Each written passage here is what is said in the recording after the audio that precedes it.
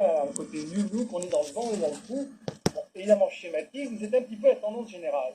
Alors aujourd'hui, et là aussi schématique, parce qu'en fin de compte, chaque livre est différent, chaque livre est spécifique, et je ne parle que d'eux dans la mesure où ils expriment un courant qui déborde finalement la particularité de tel ou tel ouvrage. Alors aujourd'hui, ce qu'on lit à travers ce livre, c'est que nous, surtout pas, nous ne sommes pas justement dans votre monde, nous ne sommes pas dans votre histoire, nous ne sommes pas dans vos états politiques, nous ne sommes pas responsables d'Auschwitz, nous sommes ailleurs, nous sommes autres, nous sommes au-delà de l'histoire, nous sommes avant, en deçà, ailleurs, etc. Mais nous ne sommes pas dans ce coup-là vous faites. Alors ça, c'est ça qui me paraît la question intéressante.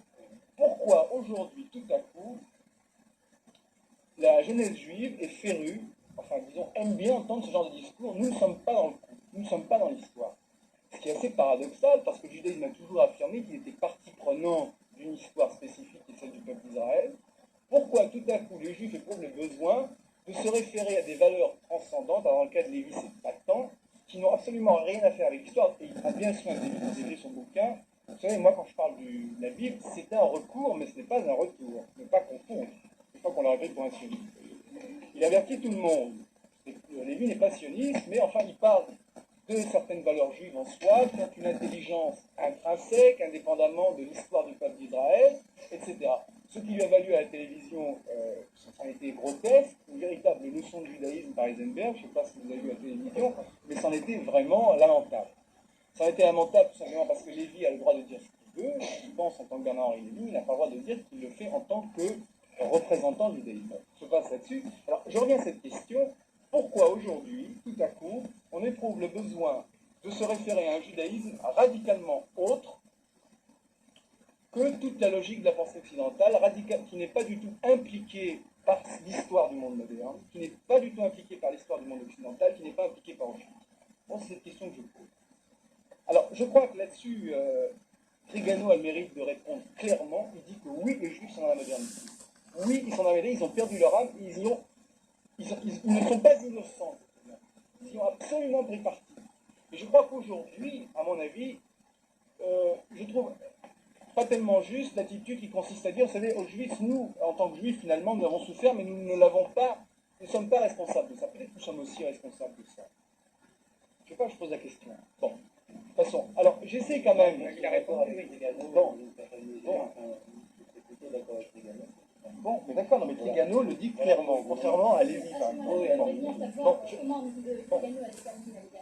Bon, je crois que Trigano a annoncé un programme d'ouvrage extrêmement important, qui comprend en particulier la biche de l'Europe, qui va sortir bientôt, qui comprend tout un cycle, il n'en est qu'à des débuts. C'est vrai que sa pensée actuellement est peut-être un petit peu confuse, encore qu'elle soit particulièrement riche et intéressante, et en particulier, il y a un premier chapitre absolument extraordinaire, et j'y viens, sur ce qu'il appelle la fin d'un espoir. Et je crois que c'est ça le fond du problème. Je m'explique. Je veux dire qu'on doit essayer de comprendre les rapports entre les juifs de diaspora et Israël, et que c'est ça le nœud, au fond, de ce que nous vivons aujourd'hui. Il faut commencer en 67. Pourquoi 67? Parce que 67, c'est le tournant, à mon avis, de l'histoire des Juifs de France.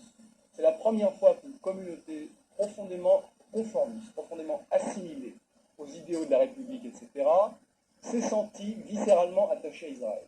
Bon. Premier point, 67, une identification totale, sans réserve, inconditionnelle avec Israël.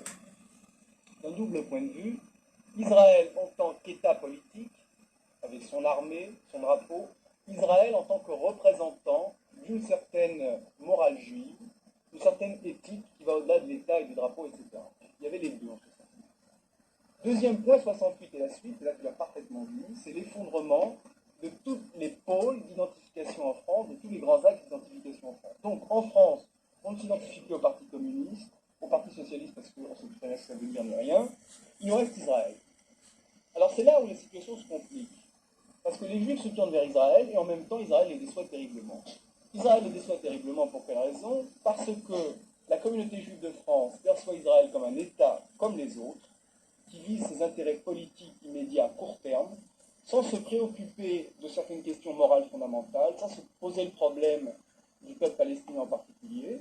Et je crois qu'à ce moment-là, les Juifs de France vivent leur attachement à Israël comme profondément contradictoire et douloureux. Seulement, ils n'ont pas la possibilité, ils n'ont pas le courage d'intervenir. Ils n'ont pas le courage d'intervenir pour plusieurs raisons. D'abord parce qu'ils se disent, de loin, c'est trop facile de faire la critique aux Israéliens. Moi,